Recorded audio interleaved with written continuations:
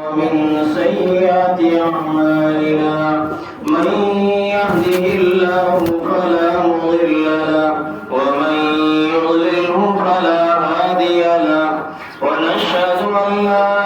إله إلا الله وحده لا شريك له ونشهد أن سيدنا وحبيبنا وشفيعنا ومولانا محمدا عبده ورسوله صلى الله تعالى عليه وعلى آله وصحبه وبارك وسلم تسليما كثيرا أما بعد فأعوذ بالله من الشيطان الرجيم بسم الله الرحمن الرحيم شهر رمضان الذي أنزل فيه القرآن هدى للناس وبينات من الهدى والفرقان وقال النبي صلى الله عليه وسلم تبرك بالكلام فإنه كلام الله وخرج منه أو كما قال النبي صلى الله عليه وسلم سبحانك لا علم لنا إلا ما علمتنا إنك أنت العليم الحكيم رب اشرح لي صدري ويسر لي أمري واحلل عقدة من لساني يفقه قولي وقال الله سبحانه وتعالى في شان حبيبي إن الله وملائكته يصلون على النبي يا أيها الذين آمنوا صلوا عليه وسلموا تسليما اللهم صل على سيدنا محمد وعلى آل سيدنا محمد وبارك وسلم برادران اسلام دینی بھائی اور بزرگوں گزشتہ ہفتے رمضان المبارک کی فضیلت کے متعلق کچھ بات عرض کی تھی اس ہفتے اور اس جمعے میں قرآن کے متعلق کچھ بات کرنے کا ارادہ ہے اس لیے کہ رمضان کا اور قرآن کا آپس میں گہرا تعلق ہے بلکہ رمضان کی بہار بھی قرآن کی وجہ سے ہے اس لیے کہ اللہ کے نبی علیہ السلام پر قرآن جو نازل ہوا ہے وہ اسی مہینے میں ہوا ہے جیسے اللہ کے نبی علیہ السلام آخری نبی ہے اور آپ کی امت جیسے آخری امت ہے ایسے ہی قرآن بھی قیامت تک کے لیے ہے یہ ہر دور میں اللہ رب العزت کا زندہ معجزہ ہے اور اللہ تعالیٰ وقتاً فوقتاً ہر زمانے میں اس کا معجزہ ظاہر فرماتے رہتے ہیں اس کا معجزہ ہر زمانے میں ظاہر ہوا ہے اس لیے فرمایا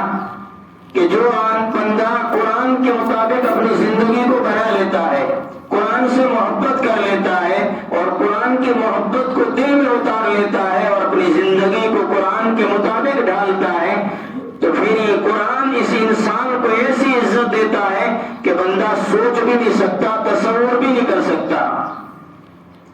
مثال کے طور پر ہمارے گھر میں کوئی بے جان گدا ہوتا ہے وہ ادھر ادھر پڑا رہتا ہے کوئی اس کی اہمیت نہیں ہوتی لیکن کسی نے اس گدے کو اٹھا کر کے قرآن پاک کی جلد بنا دیا قرآن کے ساتھ اس کو سی دیا علماء نے فرمایا کہ اب اس گدے کو جو بے جان پڑا ہوا تھا گھر میں کوئی اس کی ویلو نہیں تھی بغیر وضو میں بھی آپ ہاتھ لگا سکتے تھے ادھر ادھر پھینک بھی سکتے تھے لیکن جب قرآن کے ساتھ اس کو سی دیا گیا علماء نے لکھا ہے کہ جس آدمی کو غسل کرنا ہے وہ آدمی اس گدے کو ہاتھ نہیں لگا سکتا حتیٰ کہ بے وضو آدمی بھی اس گدے کو ہاتھ نہیں لگا سکتا دوسرا بھائی کیوں نہیں لگا سکتا اس لیے کہ لکھے حروف تو اندر ہے اس گدے کو ہاتھ کیوں نہیں لگا سکتا تو فرمایا کہ اس گدے دیا گیا اور اس گتے کی نسبت قرآن کے ساتھ مضبوط ہو گئی، پکی ہو گئی. جس طرح اندر لکھے ہوئے حرف کو بغیر وضو کے آدمی چھو نہیں سکتا ہے، ایسے ہی اس کی نسبت پکی ہونے کے بعد اس کی شان گتے کی اتنی بڑھ گئی کہ اب بے وضو آدمی اور بے غسل آدمی اس کو ہاتھ نہیں لگا سکتا. جب ایک بے جان گتا اپنی نسبت قرآن کے ساتھ مضبوط کر لیتا ہے تو جو ایمان والا بندہ اللہ کے قرآن کے ساتھ اپنی نسبت کو مضبوط کرے گا اور اس قرآن سے محبت کرے گا اور اس قرآن کو رات کے اندھیرے اور دن کے اجالے میں پڑھے گا تو پھر قرآن اس کو کیا عزت عطا فرمائیں گے بزرگوں دوستوں تصور نہیں کر سکتے. اس لیے حدیث پاک میں فرمایا تبرک بالقرآن فإنہ کلام اللہ. اللہ کے قرآن کے ساتھ برکت حاصل کرو. کیا کرو؟ برکت حاصل کرو. اس لیے کہ اللہ کی ذات سے نکلا ہوا کلام ہے اور دنیا میں اس سے اونچا کوئی کلام نہیں ہے. اور دنیا میں اللہ رب العزت ایمان والے کو جو شان اور مرتبہ عطا فرمائیں گے اسی قرآن کی وجہ سے عطا فرمائیں گے. ہاں، اس لیے کہ اللہ تعالیٰ نے قرآن میں فرمایا کہ اس قرآن کے ذریعے سے اللہ تعالیٰ نہ جانے کتنی قوموں کے لیے عزت کے فیصلے کرتا ہے اور نہ جانے کتنی قوموں کے لیے ذلت کے فیصلے کرتا ہے. ہاں، لیکن آج ہم صحیح طور سے اس قرآن سے برکت نہیں اٹھا پاتے. وجہ کیا ہے کہ ہم قرآن کے ساتھ وہ تعلق نہیں پیدا کر پاتے جو اللہ کو مطلوب ہے، جس کی وجہ سے ہم قرآن کی برکتوں سے محروم رہتے ہیں. علماء نے فرمایا جیسے آدمی آسمان کے دیکھنے سے اس کا دل نہیں بھرتا ہے، ہاں، بیت اللہ کو آدمی جتنی بار دیکھے اس کا دل نہیں بھرتا ہے، ماں کا دل بیٹوں سے کبھی نہیں بھرتا ہے، اور پانی آدمی جتنا پیے اس کا پیٹ کبھی نہیں بھرے گا. فرمایا ایسے ہی ایمان والے کا دل قرآن کو پڑھنے سے کبھی نہیں بھرے گا. حضرت عثمان غنی رضی اللہ تعالیٰ عنہ فرماتے تھے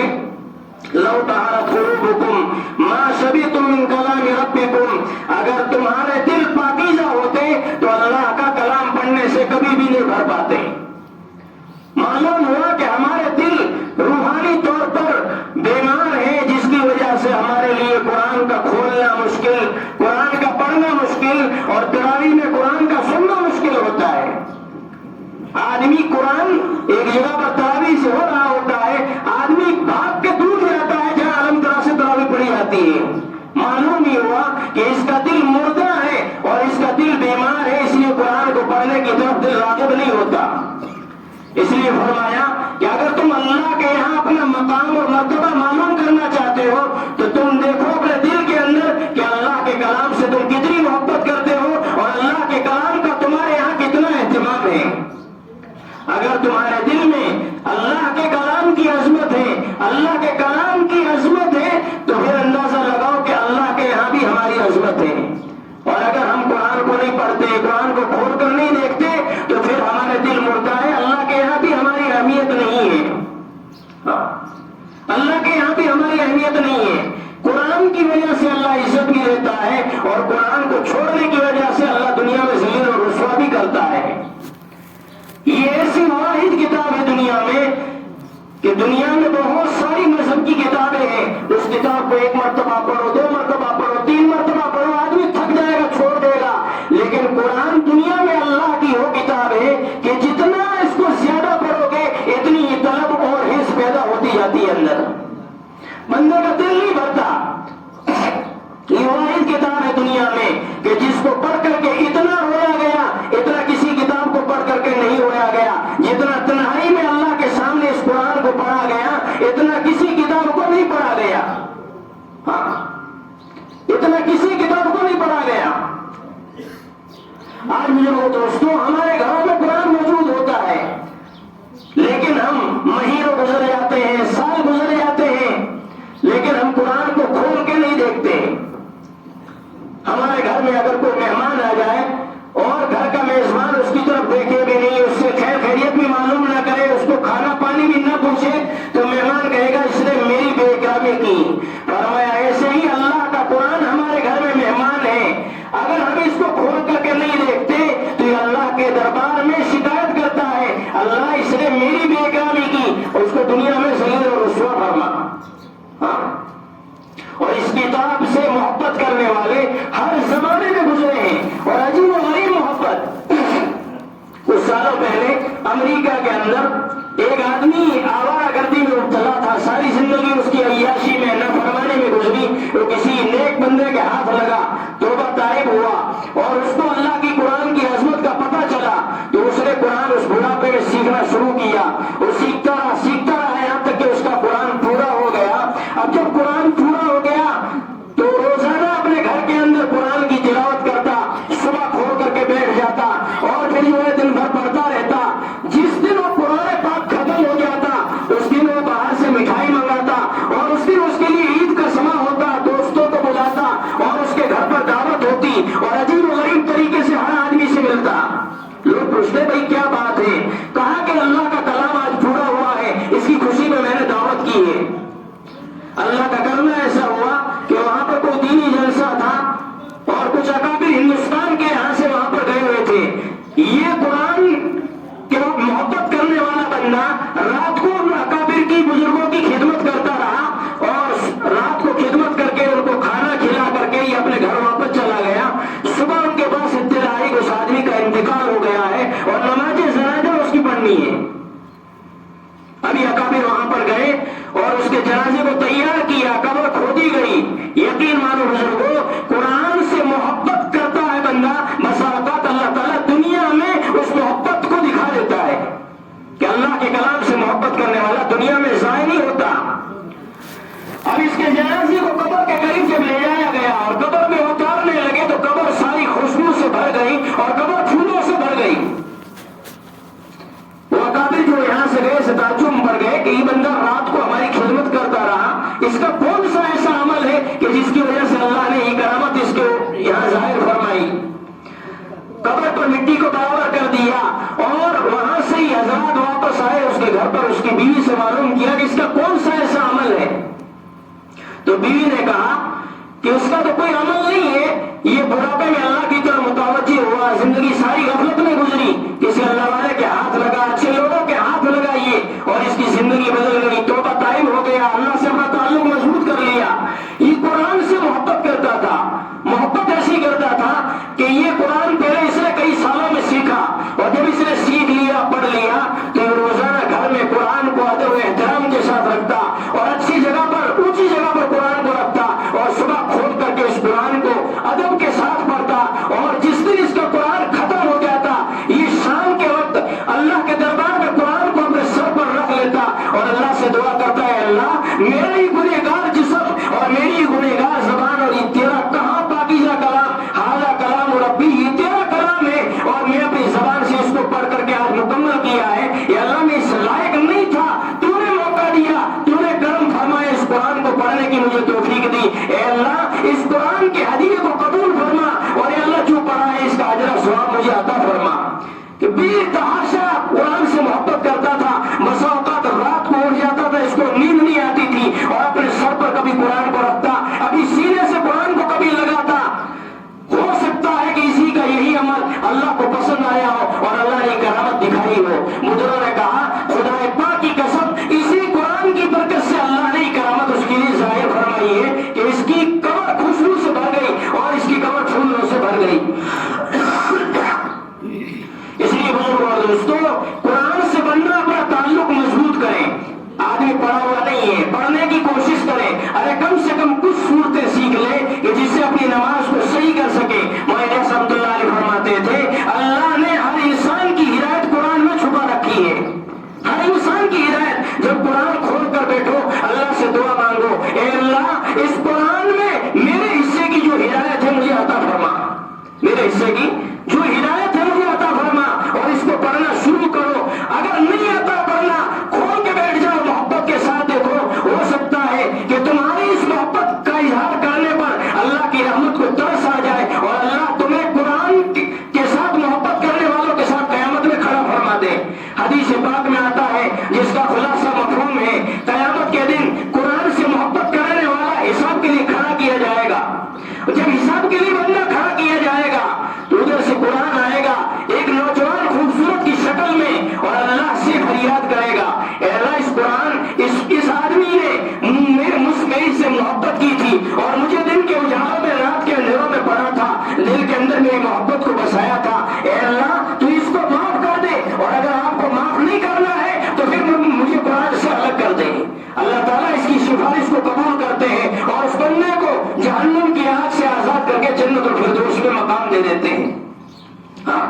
امام ابو حنیفہ رحمۃ اللہ علیہ، جن کے بارے میں مشہور ہے کہ 40 سال عشاء کے وضو سے فجر کی نماز پڑھتے تھے، ساری رات اللہ کا کلام پڑھنے میں گزر جاتی تھی، احساس اور رات ختم ہونے میں پتہ بھی نہیں چلتا تھا اور صبح صادق ہو جاتی تھی۔ ان کے ہمسائے میں ایک آدمی رہتا تھا، وہ رات کے وقت گرمیوں کے موسم میں اپنے چھوٹے بچے کو لے کر کے چھت پر سو جاتا تھا، اور ادھر چھت پر امام ابو حنیفہ رحمۃ اللہ علیہ ساری رات قرآن پاک کی تلاوت کرتے تھے کھڑے کھڑے نماز کے اندر۔ ایک دن اس بچے نے جب امام ابو حنیفہ رحمۃ اللہ علیہ کو نہیں دیکھا، امام ابو حنیفہ کا دنیا سے وصال ہو گیا، تو اس بچے نے اپنے ابا سے کہا، ابو وہ جو ساتھ والی چھت پر ایک مینار دکھائی دیتا تھا، روشنی دکھائی دیتا تھا، وہ نظر نہیں آتا کیا وہ مینار گر گیا ہے؟ تو اس باپ کی آنکھوں میں آنسو آ گئے اور اپنے آنکھوں سے آنسو کو پوچھتے ہوئے کہا، بیٹے وہ کوئی مینار نہیں تھا، وہ امام ابو حنیفہ رحمۃ اللہ علیہ تھے جو ساری رات اللہ کا قرآن پڑھنے میں گزار دیتے تھے۔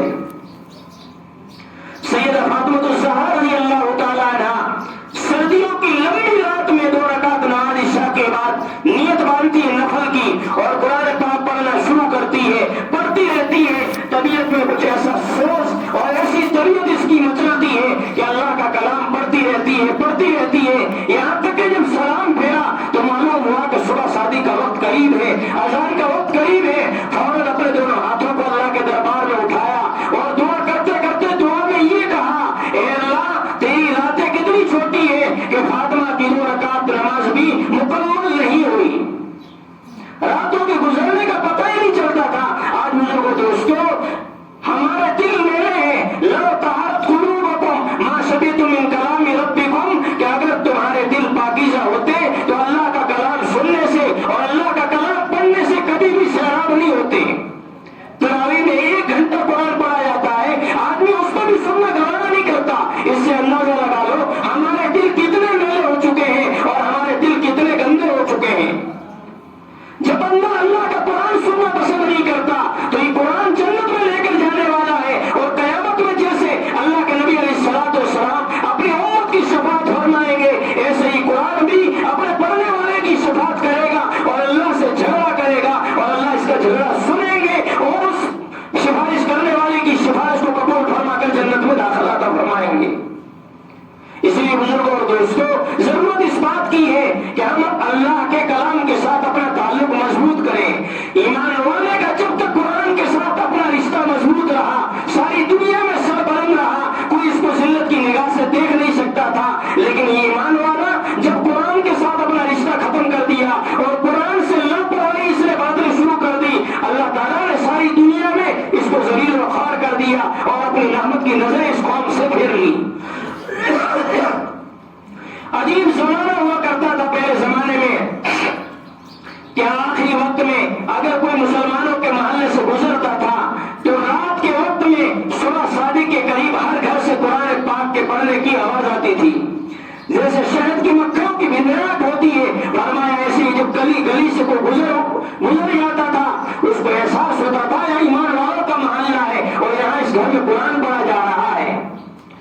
ایمان والی عورت جب گھر میں صبح اٹھتی تھی، نماز پڑھ کر کے سب سے پہلا کام اس کا یہ ہوتا تھا، وہ اللہ کے کلام کو کھول کے بیٹھتی تھی، اللہ کا قرآن پڑھتی تھی۔ جب ماں نے قرآن پڑھنا چھوڑ دیا، جب باپ نے قرآن پڑھنا چھوڑ دیا، اولاد نے بھی قرآن پڑھنا چھوڑ دیا۔ ہاں بزرگوں دوستوں، جب تک ہم اپنی نسبت قرآن کے ساتھ مضبوط نہیں کریں گے، پھر بزرگوں دوستوں اللہ دنیا میں ہمیں عزت نہیں دے سکتا۔ اللہ اسی کلام کے ذریعے سے عزت دیتا ہے۔ ایک آیت سننے پر، جیسے اس کا پڑھنا عبادت ہے، اس کا سننا بھی عبادت ہے، اس کا سمجھنا اور سمجھنا بھی عبادت ہے، اور اس کی عبادت کرنا، اس کو رات میں کھڑے ہو کر کے پڑھنا سب سے بڑی دنیا کی عبادت ہے۔ ایک آدمی قرآن نہیں پڑھ سکتا، کسی کے پاس بیٹھ کر کے قرآن سنتا ہے، ایک آیت کے سننے پر حدیث پاک میں آتا ہے اگر مکے کا پہاڑ سونے کا بنا دیا جائے اور اس سارے کو صدقہ کر دیا جائے، اللہ تعالیٰ ایک آیت کے سننے پر اس سے زیادہ ثواب عطا فرماتے ہیں۔ ایک آدمی قرآن پاک کی ایک آیت کو پڑھتا ہے، عرش کے نیچے جتنی چیزیں ہیں ان چیزوں کے برابر اللہ رب العزت اس کو ثواب عطا فرماتے ہیں۔ اور حدیث پاک میں آتا ہے جو آدمی روزانہ 200 آیات کی تلاوت کرتا ہے، جب قبر میں چلا جائے گا، اللہ 7 قبر والوں کے حق میں اس کی سفارش قبول فرمائیں گے۔ ہاں آدمی نہیں پڑھا ہوا، کیا کرے بھائی صاحب میں پڑھا ہوا نہیں ہو؟ ارے پڑھا ہوا نہیں ہے، قل هو اللہ ہر ایک کو آتا ہے، سورہ اخلاص ہر ایک کو آتی ہے۔ ارے سورہ اخلاص سے محبت کر لیجئے، یہی سورت تجھے جنت میں لے کے چلی جائے گی۔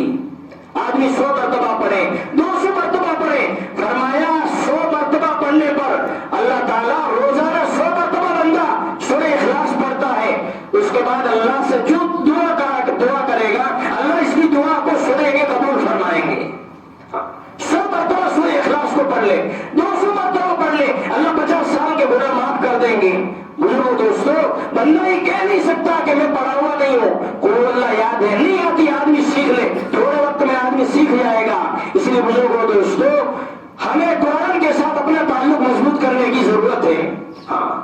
اگر ہمارا قرآن کے ساتھ تعلق مضبوط نہیں ہوگا تو پھر ہم دنیا میں ذلیل و خوار ہوں گے۔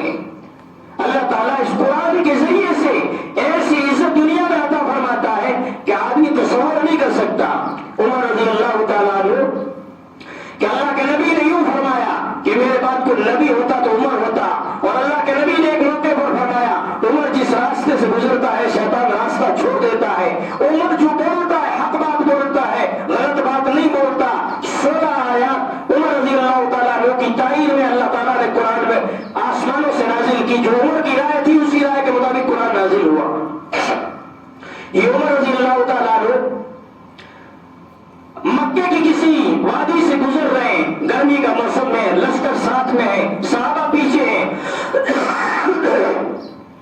ابھی یہ وادی سے گزرتے گزرتے پہاڑ کے دامن میں کھڑے ہو گئے اور پیچھے مڑ کر کے وادی کو دیکھ رہے ہیں۔ لوگوں نے پوچھا امیر المومنین کیا ہوا، کوئی بات پیش آ گئی؟ فرمایا کیا دیکھ رہے ہیں؟ عمر رضی اللہ تعالیٰ نے فرمایا میں اپنے زمانے جاہلیت کو سوچتا ہوں، میں چھوٹا تھا بچپن میں یہاں اونٹ لے کے آتا تھا، اونٹ دے کے بھیجتے تھے مجھے، اور میں شام کو گھر واپس خالی پیٹ اونٹوں کو لے کر جاتا تھا، میرے ابا مجھے مارتے تھے۔ فرمایا عمر تجھے اونٹ چلانے نہیں آتے، دنیا میں تو کیا کام کرے گا؟ وہ میری بے دینی کا وبال تھا، اسلام نہیں لایا تھا، اس وقت کا زمانہ تھا۔ آج اللہ نے قرآن کے صدقے اور اسلام کے صدقے اللہ نے پوری دنیا کا امیر المومنین عمر کو بنایا ہے۔ میں اس میں اپنے پچھلے اوقات کو سوچتا ہوں، یہ عمر قرآن کی برکت سے اتنا بلند ہوا کہ آگ نے اس کا حکم مانا، ہوا نے اس کا حکم مانا، اور زمین نے اس کا حکم مانا، پانی نے اس کا حکم مانا۔ جب آدمی اپنی نسبت قرآن کے ساتھ مضبوط کر لیتا ہے اور اللہ کے کلام سے محبت کر لیتا ہے، یقیناً ہی کلام قیامت کے دن ہماری سفارش کرے گا۔ مرنے والا جب قبر میں مر کے چلا جاتا ہے اور گھر والے مٹی ڈال کر واپس ہو جاتے ہیں، ایک طرف نماز آتی ہے، صدقہ آتا ہے، حج آتا ہے، خیرات آتا ہے، سارے عذاب قبر کو ہٹا دیتے ہیں، قرآن پاک آتا ہے، صاحبان کی طرح کھڑا ہو جاتا ہے اور ایک نوجوان خوبصورت شکل میں آتا ہے، جنت سے بستر لا کر کے اس مرنے والے کی قبر میں بچھاتا ہے اور اس قبر والے سے کہتا ہے آرام کی نیند سو جا، دلہن کی نیند سو جا، تجھے قیامت تک کوئی نہیں جلائے گا۔ ابھی مرنے والا پوچھتا بھائی صاحب تم کون ہو؟ مرنے والا کہتا ہے، مرنے والے کو پتہ نہیں کون ہے، وہ قرآن کہتا ہے کہ تو مجھے نہیں جانتا، میں وہی تیرا کلام پاک ہو جو دن میں پڑھا کرتا تھا، رات کے اندھیرے میں تلاوت کیا کرتا تھا، آج میں خوبصورت نوجوان کی شکل میں تیرے پاس آیا ہوں، آج تجھے ضرورت نہیں ہے، قیامت کے میدان میں تیری سفارش کر کے میں جنت میں داخل کراؤں گا۔ اللہ تعالیٰ ہمیں قرآن کے ساتھ سچی محبت